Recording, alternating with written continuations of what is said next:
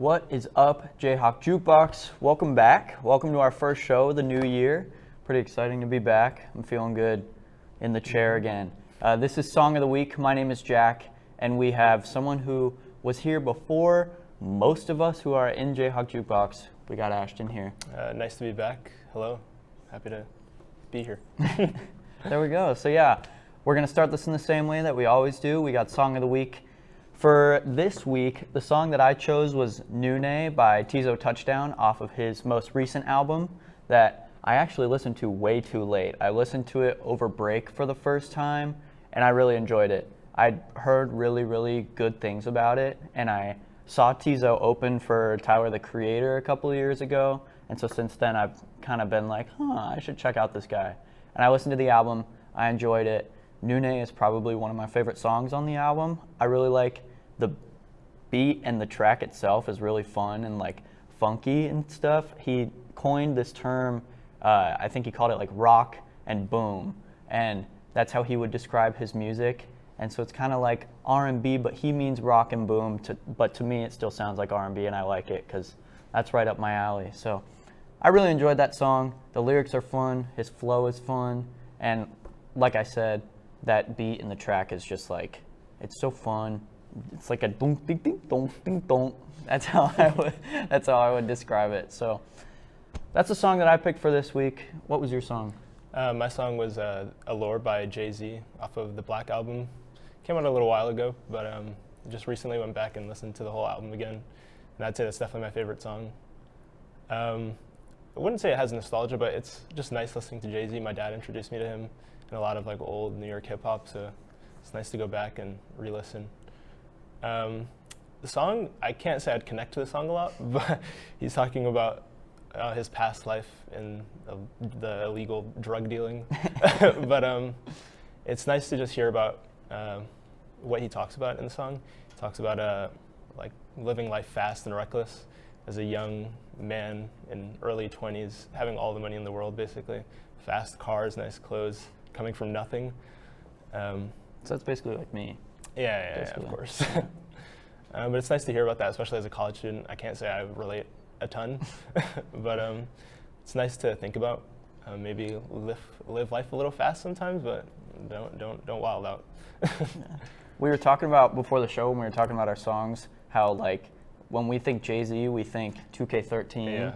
And as someone who doesn't listen to a ton of Jay-Z, when I heard that he was doing this song, I was like, I really, really, really strongly remembered playing 2K13 at like 8 years old and just hearing only Jay-Z, and it never like clicked to me until I was older and went back and played the game again, and I was like, oh wow, this is really just all Jay-Z. Like he put his hands all over 2K13. So when I think Jay-Z, I think 2K13. Yeah, a lot of his songs I don't even really recognize until I think of 2K13. A lot of the beats I don't really remember. Most of the words are blurred out in the game. That's also true. But the soundtrack was made by him. In Allure, it was actually produced by the Neptunes with Pharrell. It's not really featuring Pharrell, but he does a little bit of the chorus here and there, and it's pretty cool to hear that. Pharrell, I feel like, is in a lot of songs that you don't really realize. But yeah. That's also a crazy tie back into my song. If you go Jay-Z, Pharrell, Tyler, the Creator, Tizo Touchdown. Boom. Think about that. We just made the craziest connection on Jayhawk Jukebox. Craziest connection of 2024 right here. You're welcome. But yeah, those were our songs for this week. Mm-hmm. If you guys know those songs or don't know those songs, take a listen. Anything you want to say on your homecoming episode? Well, you introduced me to Tizo Touchdown, so I'm definitely probably going to listen to a lot more music. But, yeah, thank you. Yeah. See you guys later. See ya. What's up, Jayhawks? I'm Virginia. And I'm Peyton, and we're going to be talking about Saltburn, the movie, and the music. Yeah. So what we wanted to start out with was the score of the movie, which was like really good. So all the songs that are not like songs before. Mm-hmm. Is that how you would describe a score? Oh yeah, like the songs that were like made for the movie, basically. Yeah. My favorite one is The Maze, which happens when they're in the maze. Well, spoiler, it happens when he dies in the maze. And it's like playing and it's like sad. Like all the music that was written for the movie was like really, really good. Yeah, here I'll just show what it looks like. This is like the cover of the thing. It's so all these songs were made by, who is it? Anthony Willis, London Contemporary Who apparently Orchestra. also wrote songs for Megan. That's scary. Cool. And The Promising Young Woman. Okay. Yeah. Okay. Yeah. But yeah, then they also use like some other already like made songs. So like obviously everyone knows like Murder on the Dance Floor, which was obviously okay, and well, I would say obviously, but also my number one. Because I don't know if you're gonna be like, well, actually my favorite. It's actually was not different. my favorite. Yeah, I thought you would say that. But that song was so good. It was so perfect at the end of the movie. It was a very good dance scene. naked scene. Yeah, we just like put it all out there, you know, and Yeah, it was yeah. definitely murder on a dance floor. Yeah, that's true. middle I mean, of it a was mansion. perfect. It was perfect. But let's see, there was also like, Oh, I love Perfect by it is Whoever. Mason, Prince and Princess Superstar. So this is one of my favorite songs. It's just a really good like dance song. Obviously from one of the interviews. Yeah. Like previously I love like EDM type music. So this Oh song my god, yeah, that's right. This is the EDM song. Yeah, this song was like at the beginning of the party. It was playing while everybody was walking in. It was just like such a good like let's go, you know? Now Yeah. things aren't awkward and we're Yeah. having fun. But I also like that one, Loneliness. Loneliness by Tom Kraft This is also kind of EDM-y. Oh, Yeah. did they play this? I'm sure it was one of the like dancing rave kind It of was scenes. in the middle of the party as well. Yeah. Here we go.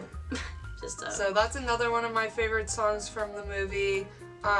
Once again, it's just like a good little like hype up song. Maybe not hype up, but like pump. yeah. Pump It is a up, pump up. like, It heavy. shows like basically like British It's like party. party songs. Yeah, but I don't know if it was like British. Also, there was a little cameo of Satisfaction, which I loved, and Mr. Brightside when they were in the car. Yeah, There was the a Mr. small little Brightside. part. I was like, whoa. I knew listen to all the that. college students would love that because we scream it all the time. You know, we love Exactly. that one. Okay, well that was all. Thank you for Yeah. watching. Watch Saltburn if you haven't seen it, and Let us know what you guys think. yeah, and listen to the music because it's fire. Yeah. Bye, Okay. guys. Bye. What's up, JayhawkJukebox? It's Jack, coming at you not live from a brand new segment. We're gonna call this one Showing a Little Bit of Love to the Past. That's not great. We're gonna work on it. Jack from the Past. Jack from the Past because I am pre-recording this. Oh my god, I'm a genius. In this segment, we're gonna be showing some love to our favorite older albums, showing them that they still work.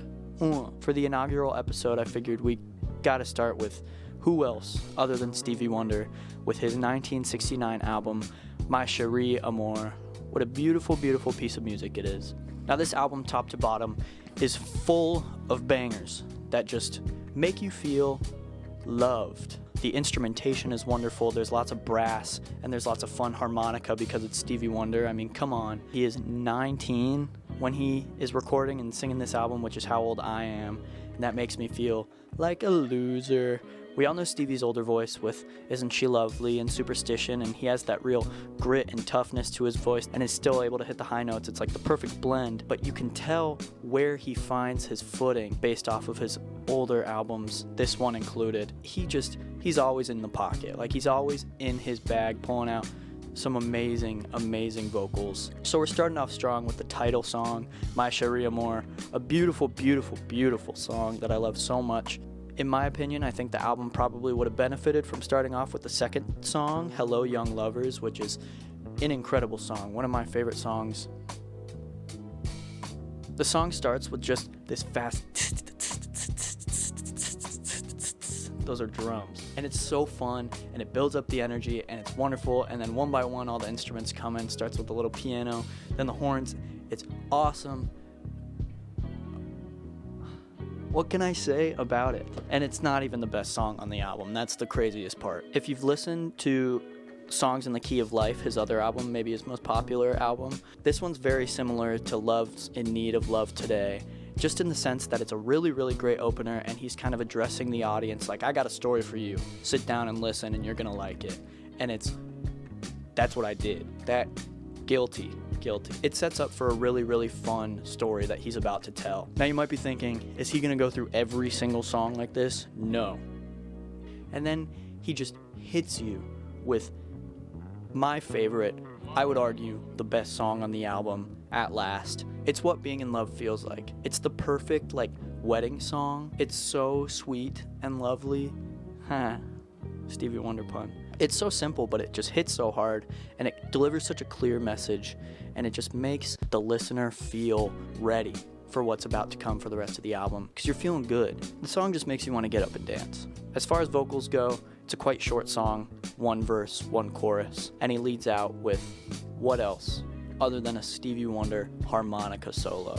But all harmonica aside, the vocals in this song is amazing. Amazing. He just perfectly tops those high notes so well. We know Stevie can sing high, but for some reason, it just always surprises me when he hits us with pure insanity, vocal-wise. He's so... I'm sorry, that's just my whole analysis of this album. I shouldn't have started with an album I love so much. 2 other ones that I really love a lot that I would recommend you guys take a listen to are Yester Me, Yester You, Yesterday. Just a lovely song that just makes you put your hand on your heart and you go, oh, Stevie. Oh, Stevie. I'm so bad. The other song that I so strongly love is the second to last song on the album, Give Me Love. I know I've been saying that all these songs make you want to dance and they're so lovely and warm and just cute and fun, but Give Me Love is so gut-wrenching and it just pulls at your heart. The use of strings and the use of brass is so pleasant.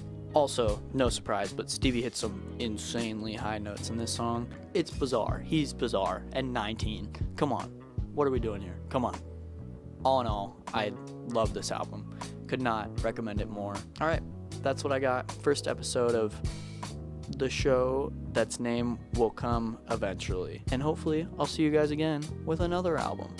Ooh, if you have any requests that you want me to listen to, or any of the wonderful people at JayhawkJukebox to listen to, put it in the comments. DM us on social media at JayhawkJukebox. Everywhere. Do it. Do it. I don't know why I got so aggressive. DM me on Instagram. Text me at 480. I hope you have a wonderful day. Let's move on with the show. Hello, everybody.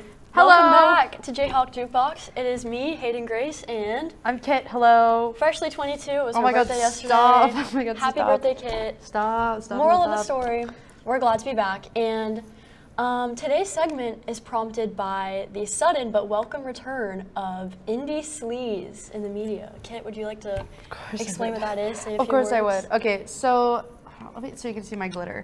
The indie sleaze movement was a movement from 2006 to probably about 2015, where a lot of it was music, influenced by music, but also just kind of the Social overall media. vibe. Yeah, the emergence of social media and just a lot of glitter, sparkles, fur, colored tights, American apparel. Just I don't know how to describe it other than when you see it, you're like, yep, that's it. It's a plethora of different medias coming together to form this overall kind of agreement that we're into grunge, we're into dark, angsty, teenage energy. And personally, whenever I think of indie sleaze, I think of King Kylie era on Snapchat. That's Her a little big dog thing. filter. Yes, The she dog just filter. recently dyed her hair pink again. You know that 3 strikes musically sound? That was a big thing back in the day. Tumblr era is a very big part of it. I remember getting on Tumblr for the first time as a 10-year-old. So, yeah, that aesthetic was a lot to handle back then. But There's the Tumblr aesthetic. yes, The iconic Tumblr aesthetic. yes, if you're not familiar, that's a good picture of it. But when I think of indie sleaze era bands, I think of the Arctic Monkeys. Yes. MGMT, Yep. the 1975, Yer. kind of grungy. But let's go into some favorite songs from that time. Yeah, so I wanted to talk about, I know we're talking about the indie sleaze era which is what I'm dressed as, and then the 2014 Tumblr era, which is what Hayden Grace has. But the funny thing is that there is one thing that connects both of them, and that is, drumroll, the Arctic Monkeys. Oh, I hit the mic. The Arctic Monkeys are like the glue that holds these two like eras together, because the Arctic Monkeys, you know, their first album, whatever people say I am, That's What I'm Not, which is my favorite Arctic Monkeys album. A song that stands out to me is When the Sun Goes Down. I love that song. But then you transition over to the Tumblr era, and you have the AM, which is like, the girls on Tumblr ate that album up. Very like, prominent. The aesthetic. Even today, it's reemerging on TikTok for the younger age groups that may not have experienced that themselves. I see a lot of people listening to Fluorescent Adolescent. Yep. That's a good song from AM. Wait, no, that one's not from that one, but it is. Just kidding. It was the album right before it, Yes. so I understand. 505. Yes, Teddy 505. Picker, all of them. Yep. Yeah. Let's see. I actually said in 2014 I was 12 years old, and I knew about the whole Tumblr aesthetic, but I was also, again, 12 years old. I went to Catholic school. I was not allowed on Tumblr, but I kind of like saw it secondhand from like Instagram, like 3 weeks later, just like everything on an app goes to die on Instagram. But I really like wanted to be a part of that whole group, but obviously I wasn't. But I did love Lorde. Lorde is, we don't have a graphic, but I think Lorde is a great artist for that whole era, because like her debut album came out in 2013. She was 16 when it came out, so like she was really like with it in terms of like what was popular back then. I feel like for me, that indie sleaze in general, Tumblr era, is very relative to now, because again, on TikTok and stuff, these songs are reemerging and it's inspiring new music. So we just talked about Saltburn. Time to Pretend by MGMT is in that movie, and I think that was a big inspiration for what's going on social media right now. Yes. Venetia from Saltburn, she's very indie sleaze. She's a very good picture of that. With her like, Yes. apparently they dyed her hair badly on purpose for the movie, which I thought was pretty cool. And she's always got like her big fur coats on and her glitter, and her makeup just looks so messy but effortless all the time. It's a really good picture of what the music scene looked like at that time. It was very club. And like, for example, Troye Sivan, if you listen to Troye Sivan, he just came out with Rush. That was his first single off of his new album, Something to Give Each Other. That's a really nice club upbeat album, but I haven't seen that from a lot of artists in a while. Yes and by Ariana, I get that club vibe as well. So yeah, and her new album is apparently disco, like club. Giving Diana Ross, I've heard. Yes, I was also in tune with that. I just think that indie sleaze is very interesting because it combines a lot of different eras. You could even take inspiration from bands like Garbage, Blondie, like those female lead singers kind of give the prerequisite for indie sleaze, and that's how you see that dirty, grungy, I don't know, like lived in aesthetic. Yes, lived in is a Go great through word to music. describe it. Yeah. And I actually, in my notes here, I said like when you think about indie sleaze, you think very bright colors, messy layers, furs, texture, just sparkle, cute, poppy, whatever. But then, Rockstar Girlfriend. yeah, but then when you think of like the Tumblr era, it's very dark and muted and melancholy, and the music really did reflect that. Like I said, like the early Arctic Monkeys is very like, not pop punk, but just like, just a It's lot so more punk. upbeat. But then like you get to like AM and it's like moody, and like obviously the 1975 and their music, and I just They really embraced that darkness in yeah. that time, and I really appreciate that, because even now, that's something that I have listened to over the years consistently, and I like to see it come back into pop culture, that modern media. I love to see that come back around, and although these aren't new to most, the younger generations again are getting introduced to that, and I think that's great that we're educating them on such cornerstone bands. Wink, wink, Cornerstone by Arctic Monkeys. I do think it's really funny how like the 14-year-olds on TikTok are like making like edits where it's like, I wish I was around in 2014, and I'm like, dude, I lived through was, it. and it's like now I know what like millennials like how not to give credit to millennials, but now I know how they feel when we're like, oh, I wish we lived in Y2K. It's like, well, now I see what they mean, and where it's like I feel so old now.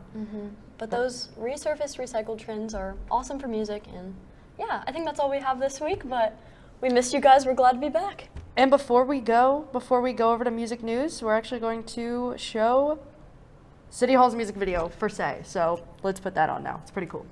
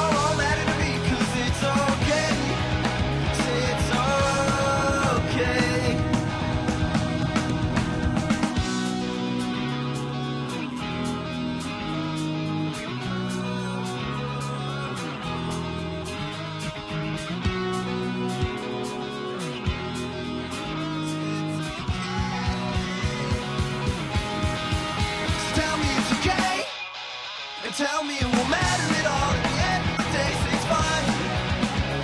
Say it's all in my head, in the back of my mind. Heart stop pumping when you look that way, but it all won't matter to me, cause it's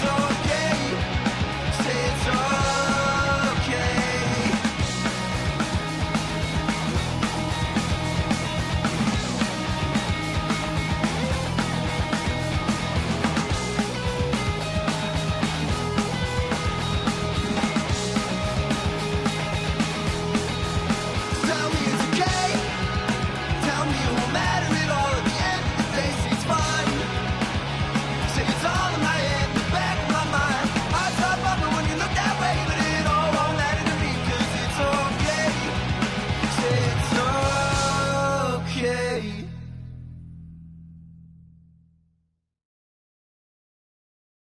Hello everyone and welcome back to Jukebox News Flash, where we will be recounting the top music news stories from the past week.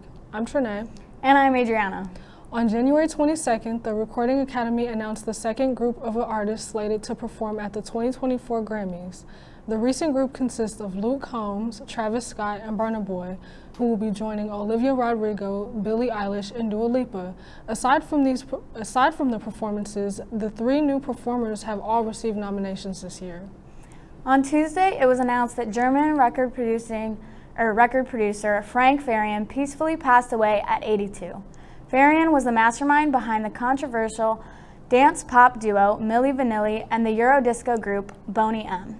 Boney M is known for their 1978 hit Rasputin, and Milli Vanilli gained controversy in the 90s for not singing on their albums. Despite the controversy, Farian will be remembered for his impact on the music industry. Sharon Osbourne recently announced that Ozzy Osbourne has retired from touring. The retirement was spurred by his battle with Parkinson's disease, which has left him, quote, virtually crippled. The pair has made it clear that Ozzy still loves making music and plans to make music, but his touring days have come to a close.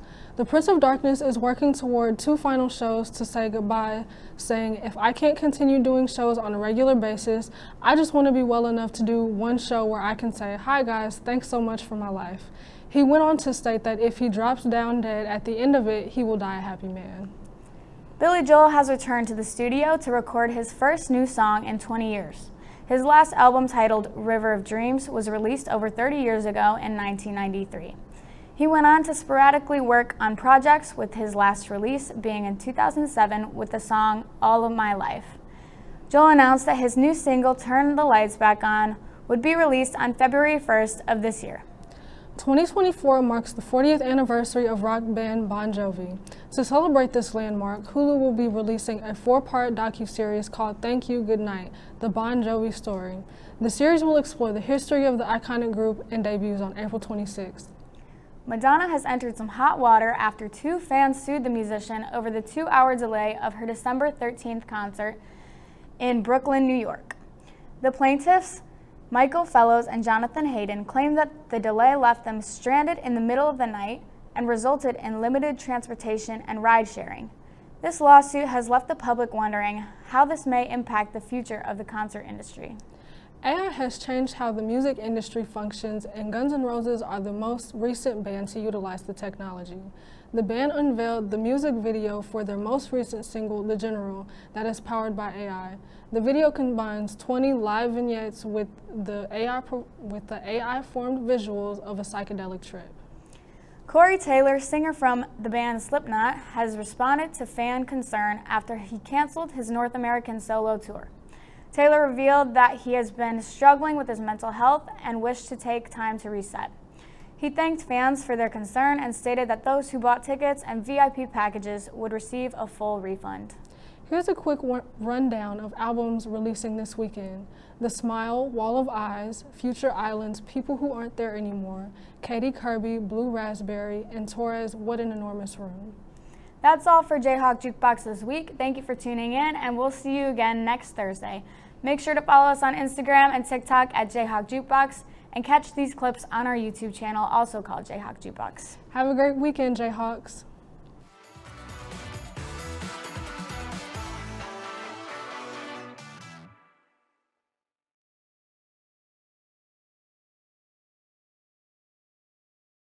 Yeah.